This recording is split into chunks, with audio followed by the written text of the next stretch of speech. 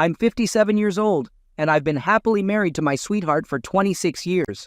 We'll call her Lucy. She wasn't just my wife. She was also my friend from college. We knew each other for a decade before tying the knot. We were friends for 2 years. Then I pursued her romantically for another year. The rest of our years together were filled with beautiful moments. However, due to official circumstances, we had to live in different cities for several years. Despite the challenges of time and distance, Lucy and I have maintained a strong connection. She wasn't only my loving wife and the mother of our children, but also my closest friend from my college days. She understood me like no one else, which is why her betrayal shook me to my core. Just last week, we attended our college's alumni meeting, an annual event dedicated to our graduation 35 years ago. It's a big event with famous singers and celebrities performing, eagerly anticipated by all alumni. This year, our group had the chance to reunite and see how our classmates had changed. Lucy and I were particularly excited because we were one of the few couples who found love in college and stayed together all these years. When we walked into the event, we were bursting with pride, ready to showcase our strong relationship. Little did I know that this excitement would lead me down the wrong path. We relished reuniting with our dear friends after many years apart. The atmosphere was lively and filled with laughter. We were savoring what felt like the height of happiness. But our joy was interrupted by the arrival of a familiar face. Let's call him Rick, a classmate who had always deeply admired Lucy. During her college years, Lucy attracted the attention of many with her intelligence and charm, and I wasn't the only one taken with her. However, Rick stood out because his pursuit of her was marked by a sincerity that went beyond simple flirting. Despite Lucy's lack of interest, Rick was determined to win her over and wasn't willing to give up. He persistently pursued her throughout his college years. Even after learning about our relationship and her love for me, I remained a confident partner, paying no heed to his advances because I knew our bond was strong. Rick and everyone else were well aware that Lucy was exceptional, but he continued to pursue her. I distinctly remember the moment when Rick found out that Lucy had chosen to marry me. One day, he approached me with a text message claiming that Lucy had made a serious mistake, expecting me to take care of her as deeply as he thought I could. Lucy and I found his immaturity and idealism amusing and just laughed it off. After that incident, we no longer crossed paths with Rick and heard nothing about him, assuming he had finally moved on. After all, 35 years had passed since college, and we had been married for 26 years. But to our surprise, on the day of the reunion, Rick approached us again, fixated on the chapter of his life connected to Lucy. When he warmly embraced each of us, we reciprocated, but Lucy preferred a more reserved approach and chose to shake hands as Rick's gaze unsettled her. Rick took a seat across from Lucy, and his unusual intense gaze attracted everyone's attention in the room. Unable to bear the tension, I asked if he had brought his family to the reunion, hoping to change the subject. To my surprise, he told me that, at 40, he had been briefly married but was currently single. Rick admitted that his marriage had ended in divorce, and I expressed my sympathy. Unexpectedly, there was a bitter tone in his response. "Well, you should be sorry. After all, you stole my love." This ridiculous statement was accompanied by hysterical laughter. In my younger days, such provocations might have led to a physical confrontation, but now, as we approach 60, such trivial matters don't hold much weight. Rick's lack of intimidation allowed him to brush off his comments. Rick was the type of guy who wouldn't be chosen for a sports team, a brash talker whose jokes fell flat. Although everyone heard his insensitive remark, no one reacted, and a tangible discomfort settled in the air. Trying to defuse the situation, we collectively decided to ignore him. While it was clear that Lucy was particularly affected by his words, her silence spoke volumes. Nancy and I, our close college friend, recognized that Lucy was upset and took her aside. We tried to lift her spirits by advising her not to pay attention to the behavior of someone so obsessed and to enjoy the rest of the evening in peace. Understanding Lucy's tendency to overthink, we comforted her.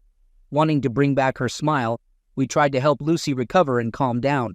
Unexpectedly, Rick approached us, apparently eavesdropping on our conversation. To our surprise, he apologized, saying he didn't want to upset Lucy. On the contrary, he wanted to remind her that she still had an admirer, despite the passage of time and its impact on her appearance. I was outraged by his rude words, but managed to stay composed, firmly telling him to leave us alone.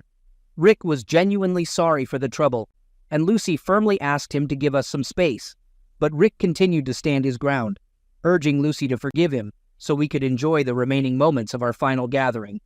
His words touched my heart, making me realize it was time to let go of the past and move forward. This evening marked the end of our meetings with old friends and classmates, highlighting the pointlessness of dwelling on the past. Realizing this, Lucy embraced Rick, urging him to let go of their story and not return to her in the future. Holding each other, we headed to the dance floor to enjoy the celebration. As others joined us, the atmosphere became more festive and enjoyable. After a while, I noticed that Nancy and Lucy were in conversation, and Rick was standing nearby. He seemed to be talking animatedly and even dancing in a somewhat silly manner. Despite this, I was relieved that the earlier conflict had been resolved, allowing us to reflect on our shared history in a positive light. Throughout the evening, I kept a close watch on Lucy to see how she was feeling. I couldn't help but notice that Rick was whispering something to her, but I hoped it was nothing to worry about. Lucy responded to Rick with a smile and a nod, which eased my concerns. I figured their conversation was probably harmless, because Lucy would have scolded him if it was inappropriate. Feeling more confident, I relaxed and enjoyed socializing with our friends and classmates. However, after about an hour, I realized that Lucy and Nancy were missing.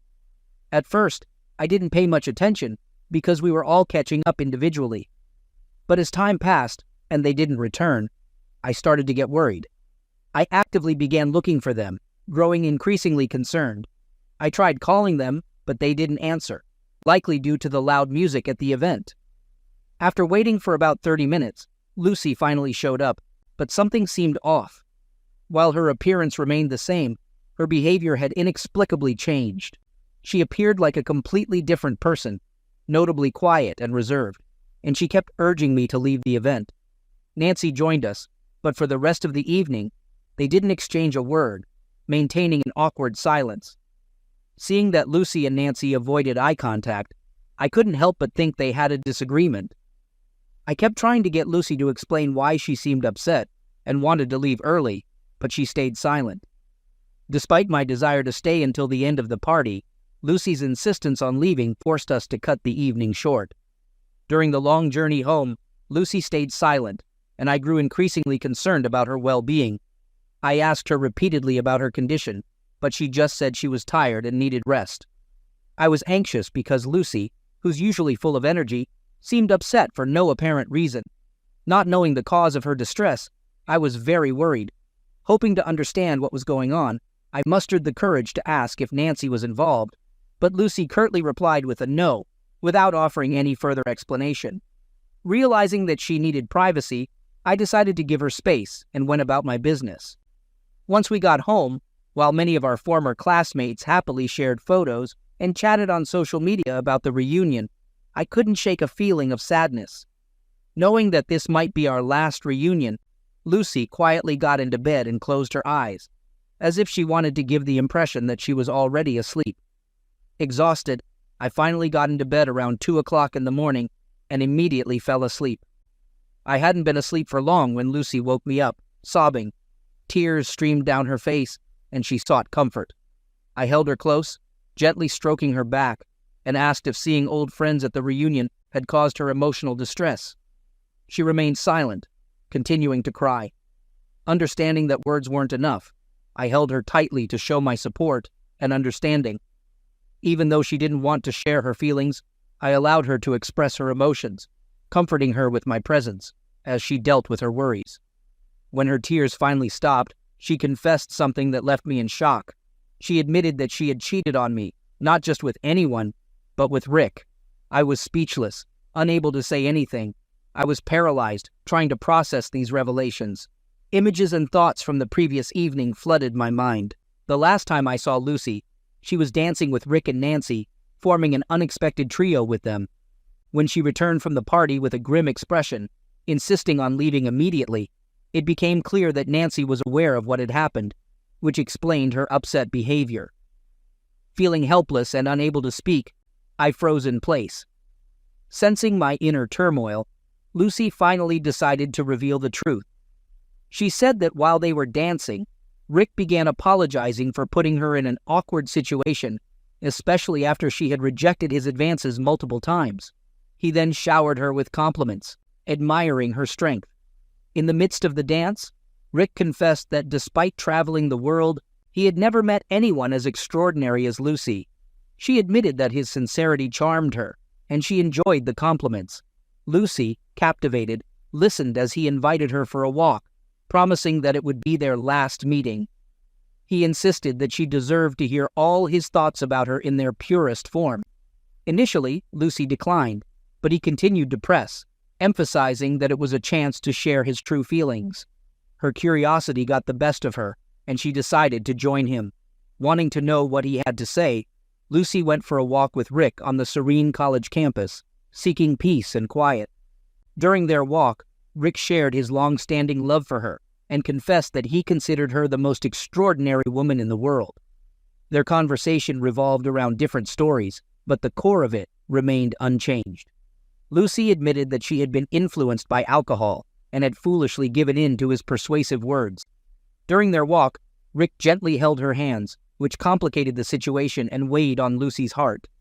Tears welled up in Lucy's eyes, and she sought solace in my presence.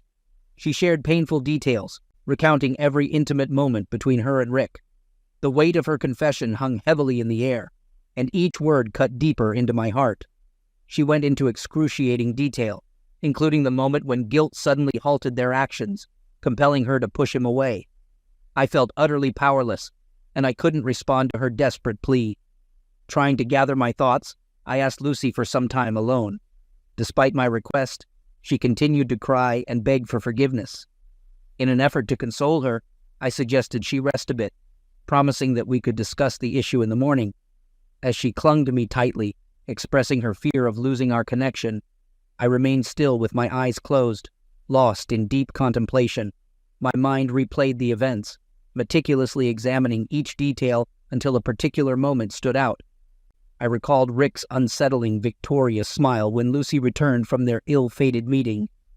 At that time, I didn't grasp the significance of Rick's smile, but in hindsight I realized it was a triumph on his face, as if he had finally won Lucy over. This realization flooded me with anger and disgust, overwhelming any self-pity. Sharing a bed with Lucy at that point became unbearable.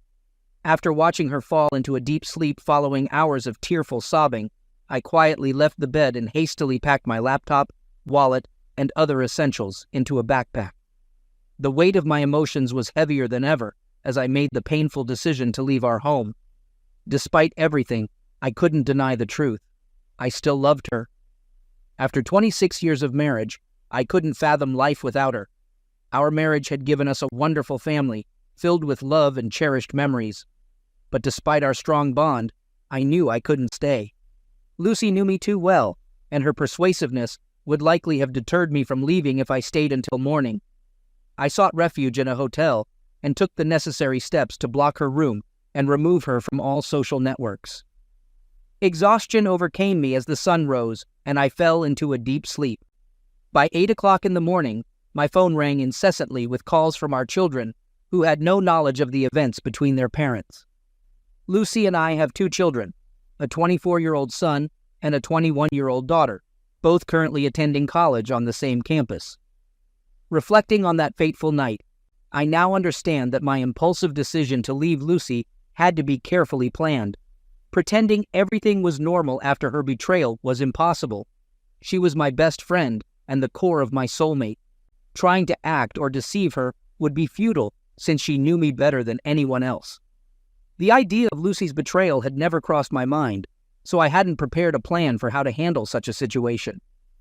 When the children began calling me, I was caught off guard, not knowing how to respond to the truth that shattered our family. Realizing I needed to speak to at least one of my children before taking further action, I turned to my son, who typically approaches situations more calmly and maturely. With a heavy heart, I informed him that his mother had cheated on me the previous night with someone from her past, an old lover, admirer, or maybe even a stalker. I explained that I needed time to sort things out and get my bearings. This revelation shocked him to the core. The idea that his own mother could act this way was incomprehensible. This made the situation even more painful. Our family had been known for its strength and love, and we had always been proud of our close bond. Our children, relatives, and friends admired our relationship. Now all of that had been shattered due to Lucy's actions. My son couldn't come to terms with the fact that his mother was capable of such behavior and kept insisting that there must be some misunderstanding between us. Desperate for answers, he kept pressing me for details, trying to understand how and why her betrayal had occurred. Recognizing the emotional toll this was taking on my son, I understood that providing a detailed chronological account would only intensify his pain and possibly hinder his ability to move on. With a heavy heart, I acknowledged the gravity of the situation and expressed my sincere hope that it was all an elaborate joke. Sadly, I had to tell him that his mother had indeed confessed to her infidelity. Although he was 24 years old and had experienced heartbreak before, this betrayal hit him hard. Seeking understanding and trust, I asked him to promise to keep this information confidential until I was ready to share it with others. To defuse the situation and avoid further questions and concerns, I informed my daughter that I would be away on a business trip for a while due to work-related stress. As a result, the calls from our children stopped. The situation was as follows. While my daughter believed I had left for work, my son and Lucy knew we were separated. In the following days, I dived into online research, seeking top lawyers and solutions to our situation. During this time, I stumbled upon a subreddit where men shared their experiences dealing with issues similar to mine. As I delved into these online discussions, I found stories of people planning revenge on their unfaithful partners. Though I understood their anger, I couldn't fathom seeking revenge on Lucy. Deep down, my love for her remained unchanged. To deny that would be dishonest. But despite this love, I knew we could never be together again. Trust had been shattered beyond repair, and reconciliation seemed impossible. It was painful, but our paths had irreversibly diverged. As I contemplated how to handle this challenging situation, I wasn't sure if I could overcome it. There were numerous matters demanding my attention: work, the well-being of our children, property issues, and more. Tomorrow, I have a crucial meeting with a lawyer who will guide me through the legal aspects. Lucy and I are both management consultants, but in our early 40s, we left our stable jobs. Lucy pursued her passion for writing, while I became a business consultant, primarily working with startups. As a self-employed consultant, I don't have a fixed workplace. This has led me to consider the possibility of Lucy showing up at my workplace. After careful thought, I realized that given my working situation, it might not be easy for Lucy to locate me. Although I occasionally work from home, I also visit clients' offices. Working with multiple clients simultaneously makes it challenging to maintain complete anonymity. Nonetheless, Lucy hasn't managed to track me down. Approaching our 60s made us contemplate retirement. We'd put a lot of effort into planning our future, including saving to buy a beachfront home in the countryside.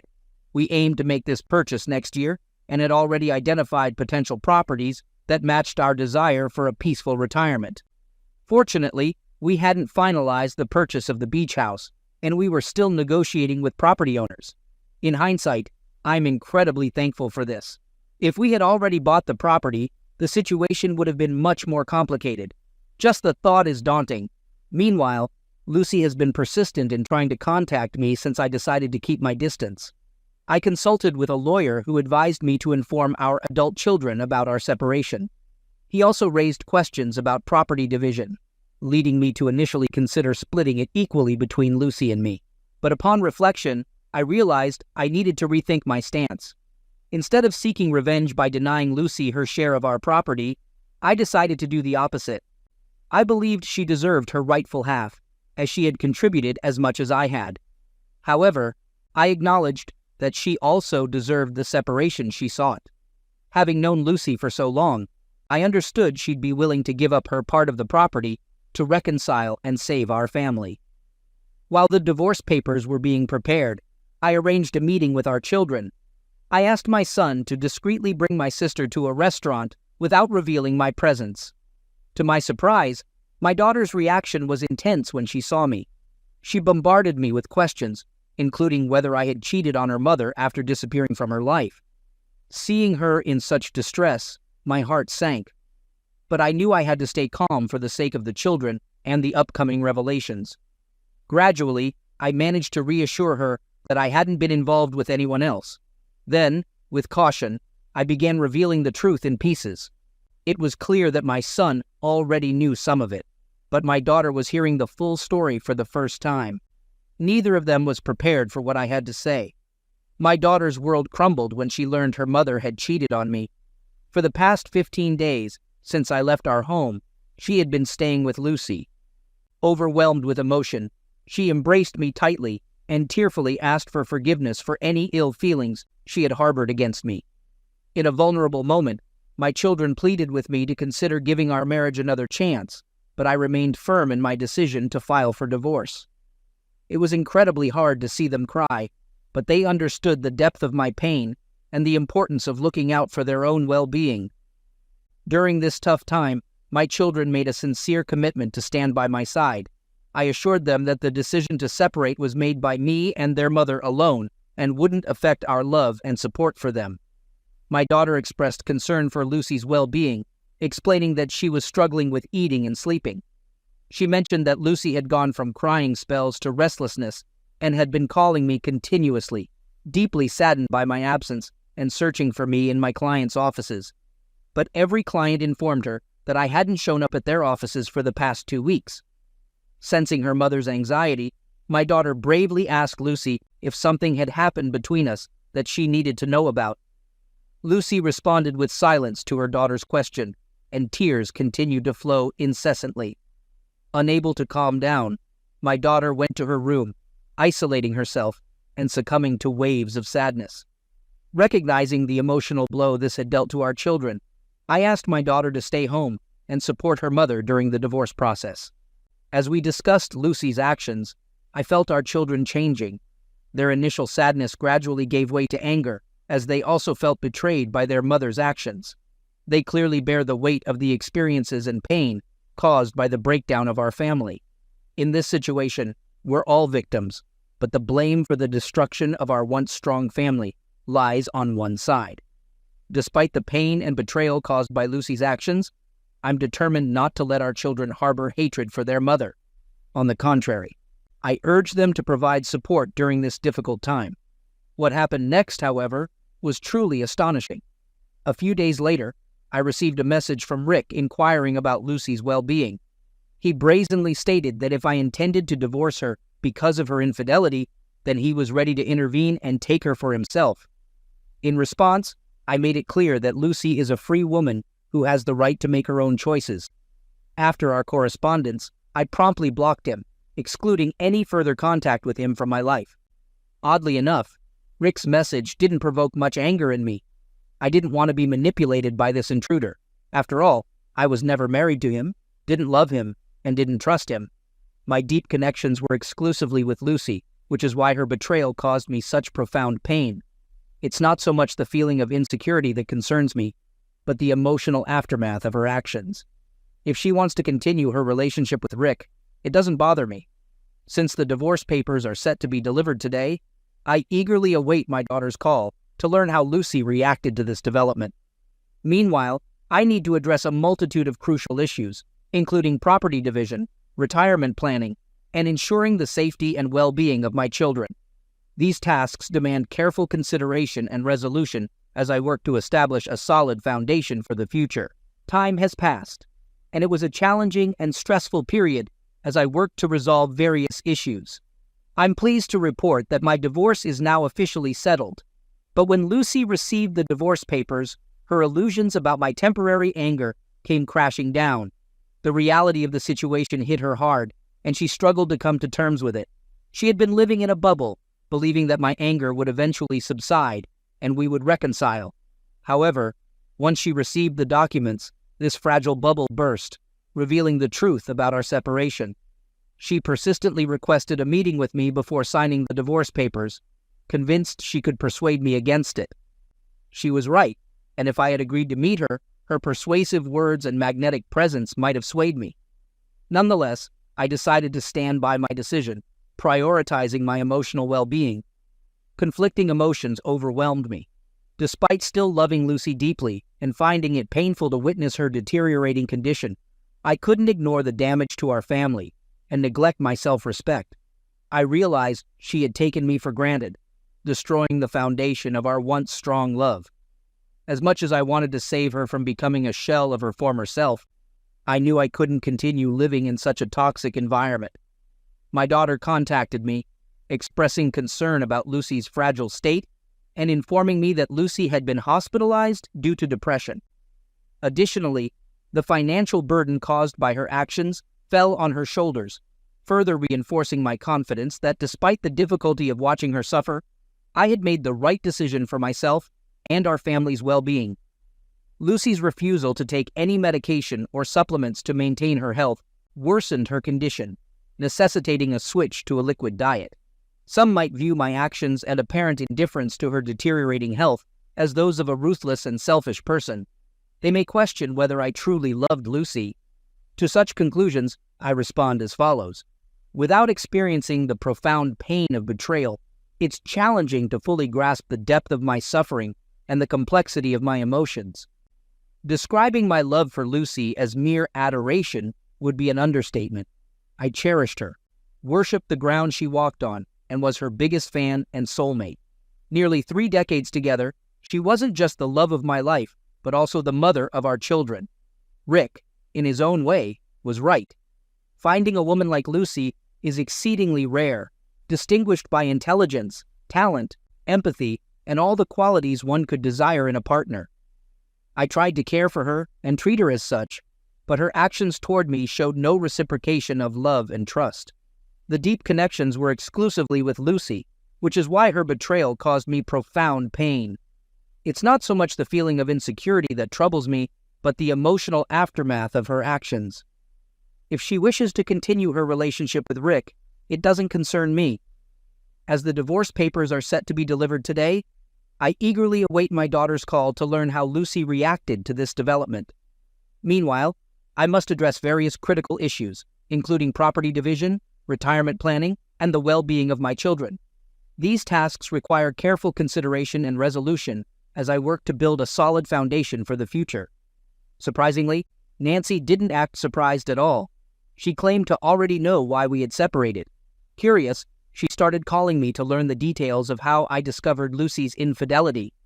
I informed Nancy that Lucy had admitted to being unfaithful. Nancy apologized and mentioned that she had previously warned Lucy about Rick and advised her not to spend time alone with him. Regrettably, Lucy chose to disregard Nancy's advice. But Nancy also shared a version of the story that differed from what Lucy had told me. According to Nancy, she and Lucy were happily dancing when Rick joined them and made advances on Lucy. He kept whispering in her ear, which made me doubt Lucy's explanation that it was an apology. Nancy's account painted a different picture, casting suspicion on Rick's intentions and Lucy's involvement. Nancy expressed her dissatisfaction with Rick's advances and tried to intervene, noticing significant changes in Lucy's behavior. To Nancy's surprise, she discovered that Lucy enjoyed talking to Rick, which deeply concerned her. This complicated the situation further, raising questions about Lucy's feelings for Rick. When Rick suggested going for a walk, Lucy asked Nancy for advice, silently wondering what to do. Nancy strongly opposed the idea, emphasizing Rick's dangerous reputation. However, Lucy eventually agreed to the walk, despite Nancy's reservations. Nancy was engrossed in conversation with friends and didn't immediately notice Lucy's absence. Gradually, she realized this and became worried. She searched for Lucy and found her with Rick in an unexpected place, the college pool locker room. This contradicted Lucy's claim that they were on the lawn. Nancy confronted them, interrupting their encounter and revealing that it was her presence, not Lucy's conscience, that stopped them. Despite the painful betrayal, I couldn't help but feel proud of Lucy for admitting her mistakes to me. Knowing the truth brought some comfort, but the betrayal still weighed on my heart. I initially believed her blame on intoxication, but I later realized it was a conscious choice. The fact that their encounter took place far from our original location at the college pool emphasized that it was deliberate, not a momentary weakness. It was clear that Lucy's actions were intentional. After listening to Nancy, I asked the pressing question, could I consider giving Lucy another chance? I was torn. Lucy had confessed, but Nancy's revelation of the differing versions added complexity. Lucy's deception left me in emotional shock. Meanwhile, my children shared concerning news about Lucy's deteriorating mental state. She fell into deep depression and was on the brink of self-harm. Learning of her condition, I turned to Nancy for support and advice. I explained the previous phone conversation to Nancy, where Lucy told me a different story. I asked Nancy to visit Lucy and have an honest conversation. It was evident that Lucy held a painful secret. I urged Nancy to inform Lucy that I now knew the whole truth and had decided not to forgive or rebuild our relationship.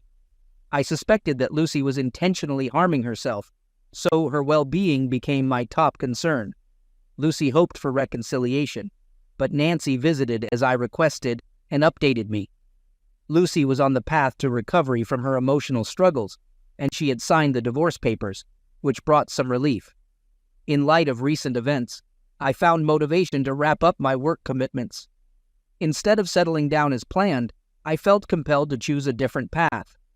I decided to embark on a solo journey, seeking new experiences and freeing myself from obligations. The prospect of escaping the restrictions of a permanent residence brought me joy and promised an improved mental state. I acknowledge that I may not be handling the situation perfectly, but I'm doing my best in these unpredictable times. I can only hope for the best in overcoming this challenging period. A year has gone by, and I want to update you on some developments. During this time, it felt like time passed slowly for me. After leaving our house, I stayed in a hotel for a few months and then rented an apartment while our divorce proceeded as planned. I continued to work, but I switched to clients that allowed me to work from home full-time. This change offered more flexibility and helped me adapt to my new life. Concerning our property division, Lucy received 50% of the money we had saved for our retirement home. Though it was tough to part with that money, I understood the importance of a fair split during our divorce. To ensure a fair distribution of the remaining 50%, which is rightfully mine, I decided to share it between my two children. They are old enough and independent, so having access to these funds can be useful for them. As for Lucy, she's still undergoing therapy to deal with her emotional issues. Nancy stays in touch with her and occasionally asks about my well-being. During a conversation with Nancy, she shared unexpected information about Lucy. It's crucial to handle this info cautiously, as Nancy still supports Lucy. Nevertheless, I'm willing to hear her perspective. It turns out that, despite what I thought, there are reasons to be skeptical about how well I know Lucy. I held Lucy in high regard, considering her strong and determined, but it appears that loneliness may have influenced her decisions. According to what I learned, Lucy began communicating with Rick, and he reciprocated her feelings. Their relationship appeared to be flourishing until he found out about our impending divorce. Once Rick learned about the divorce, his behavior took an unexpected turn. He distanced himself from Lucy, leaving her confused and heartbroken. Despite her efforts to remind him of his previous expressions of love, he claimed his intentions were only for a casual encounter.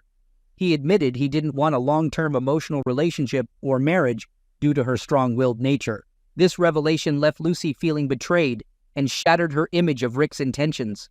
Their relationship seemed built on fleeting desires and empty promises rather than genuine affection and commitment. It's difficult to fathom that Lucy begged Rick for a relationship, especially given his reputation for insincerity. Rick's true intentions were exposed when he revealed his desire for only a physical relationship, disregarding Lucy's need for emotional support. He also mentioned having a roommate with whom he was content. All his apparent love and admiration turned out to be a facade, which left Lucy feeling deceived and insulted. In a cruel final statement, Rick arrogantly claimed to have achieved his goals, even boasting about outsmarting Lucy. This revelation deeply unsettled Lucy, making her realize she had fallen for his lies and manipulations. A couple of weeks ago, I received an update on Lucy. My daughter had been living with her to provide companionship and support during her battle with depression since I left our home. However, after a year, my daughter reached her limit. Lucy's behavioral changes had become unbearable. Once emotionally strong, Lucy had transformed into a person filled with self-doubt and a constant need for attention. She had become unpredictable and unstable, displaying hysterical tendencies that strained others. Despite my daughter's best efforts, living with Lucy had become impossible. This was a stark contrast to the Lucy we once knew, highlighting the devastating impact of her actions and emotional experiences on her well-being. Lucy's mental state deteriorated, leading to delirium and confusion. She had turned into a controlling and possessive mother, frequently bombarding my children with phone calls if they didn't answer immediately. Whenever my daughter tried to address Lucy's stubborn behavior, Lucy became distressed and expressed her fear of losing them. She had been deeply terrified by my departure, and my children assured her that they wouldn't abandon her. They did everything in their power to help her with her depression, but if her controlling tendencies persisted, they might need to reconsider their stance. Lucy often engaged in intense arguments with her children, accusing them of not supporting her during the most challenging moments of her life. This behavior was unfamiliar to us. The children were shocked by Lucy's unusual conduct. Ultimately, they had a heated argument with her, making it clear that her actions had disrupted everyone's lives. Our once caring, reliable, and joyful family had become fragmented and distorted. It was hard for Lucy to accept that her own children held her responsible for these events. 2 weeks ago, my daughter decided to leave home. She informed me that she had done everything possible to help Lucy, but couldn't put her own life on hold to care for her. I believe my daughter's decision was reasonable. It's crucial for her to move forward, just as it's essential for Lucy to take responsibility for her life. While it's natural for someone my age to find some satisfaction in seeing his unfaithful ex-wife suffer, I must admit that I felt no joy in this situation. Instead, I felt deep sadness for Lucy and her current state. Her poor decisions have led to a lifetime of suffering, and I genuinely hope she can recover her former self. Regaining confidence and strength. Over the past year, I've traveled to 4 different countries. It has been an incredible journey, experiencing diverse cultures, savoring local cuisines, and embracing entirely new ways of life. Initially, I was disappointed to deviate from my retirement plan, which involved being with Lucy. However, I've come to appreciate the opportunity to immerse myself in various cultures and lifestyles. During my travels, I had the pleasure of meeting incredible people from various cities worldwide. Currently, I'm not involved in any romantic relationship, nor am I actively seeking one. I'm open to whatever the future might bring. To be honest, the last 2.5 years haven't seen any major events, except for my extensive travels to over a dozen countries and rekindling my passion for painting. In the past month, I had the opportunity to reunite with Lucy after a 4-year gap. The reason for this unexpected encounter was my son's upcoming wedding. He found his life partner, and 2 months before the wedding, he wished for Lucy and me to meet the girl's parents. At first, I was hesitant, suggesting we meet at the wedding, but I eventually agreed to accompany Lucy to this significant event. I realized it wasn't about me, but my duty as a father. A week before the wedding, the girl's parents graciously hosted a dinner for us, although I had doubts initially. However, I decided to attend at the last moment. It was emotionally challenging to see Lucy there. I would have preferred it to be just the 2 of us. But I knew I had to be there for my son, and both he and his fiancée were thrilled to see me. Her parents left a wonderful impression as kind and hospitable people. When I met the girl's father, it felt like we immediately clicked. We had a great conversation about his business, but I won't dwell on those details because I assume you're more interested in the situation with Lucy. So, let's get to the point. When I entered the room, I noticed Lucy appeared visibly uneasy. Something had changed in her, a transformation in her eyes. She was no longer the woman I once knew, although she smiled politely. There was tension in her. It was evident that she had distanced herself from me over time. Despite the years that had passed, Lucy still had her characteristic long hair, a consistent feature of her character. But I couldn't help but notice that these 4 years seemed to have taken a toll on her more than I expected. As we sat at the table, it turned out that my son hadn't disclosed the nature of our past relationship to the girl's parents. This would be the first meeting for both sets of parents. While this detail interested me, I didn't anticipate any issues arising from it. Initially, Lucy was quiet in the company of others, but when she found a moment to speak to me alone, she commented on my appearance, noting that I looked healthier and more energetic. I agreed and mentioned that I had intentionally removed all toxic elements from my life. This confession momentarily surprised her, and she discreetly looked around to ensure no one overheard our conversation. She curiously inquired about my current romantic status, but I deftly evaded the question, firmly stating that it shouldn't concern her. Throughout our conversation, I tried not to focus on her, but engaged with the other guests. When the evening drew to a close, and it was time to bid farewell, I warmly embraced everyone present. As we were about to leave, I simply nodded to Lucy and casually told her to take care of herself. This took her by surprise, and she abruptly stood up as I said my goodbyes to others. Although things happened quickly, I believe the exchange didn't appear too awkward to the others. Surprisingly, the meeting with Lucy turned out to be quite straightforward. From her behavior, it seemed she was either startled by my presence or felt too uncomfortable for a more open conversation. Regardless of her thoughts, I found it uninteresting to delve further into this matter and departed from the gathering. As I was about to leave, my son walked me outside and kindly invited me to spend the next few days with him. Unfortunately, I declined his generous offer, but promised to call him soon. With those words, I headed to my hotel. It's important to note that I no longer have a fixed place of residence. I frequently travel, and when I return, I usually stay in hotels. Transitioning to a nomadic lifestyle wasn't easy after 26 years as a devoted family man. However, over time, I grew accustomed to this adventurous way of life and have come to fully enjoy the freedom it brings. I'd like to share more news with you. I now have a life partner. 2 years ago, during a trip to Tokyo, I met Ashlyn, a 52-year-old woman who had recently left an abusive relationship and embarked on her first solo journey. Our paths crossed while climbing a mountain, and we formed a genuine connection.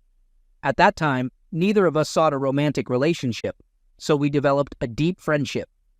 After my stay in Tokyo, I was planning to go to South Korea, and she intended to explore Thailand. Surprisingly, we continued to communicate over the next few months, nurturing our friendship. Recognizing our compatibility, we mutually decided to plan our future adventures together. Over the past year and a half, we've embarked on various journeys, exploring more than 8 countries. We've become travel companions, prioritizing the bond that connects us over rushing into a romantic relationship. In fact, for the first 2 months of traveling together, we maintained a platonic relationship by mutual consent. We weren't in a hurry to know each other deeply, focusing on enjoying our discoveries and explorations while continuing to travel. My children were aware of Aislyn's presence in my life, but chose not to inform Lucy about it, fearing it might trigger her depression. Upon arriving at the hotel, I phoned my son to explain why I declined his offer to stay with him. I told him that Aislyn had joined me on this trip, and it wouldn't be fair to leave her alone. Additionally, I expressed my desire for Aislyn to attend the wedding as my partner. Although my son liked the idea, he also expressed concern about Lucy's potential reaction. Nevertheless, I stood my ground, emphasizing the importance of Aislyn attending the wedding and getting to know my family. I suggested my son involve my daughter in the conversation to discuss the matter collectively. Thankfully, my daughter supported my decision and agreed that Aislyn should meet our family. With just a week left before the wedding, we spent our time exploring the city together, giving Aislyn an unforgettable tour of Kentucky since it was her first visit. Finally, the wedding day arrived. As we entered the venue, I couldn't help but notice Lucy's fixed gaze on me.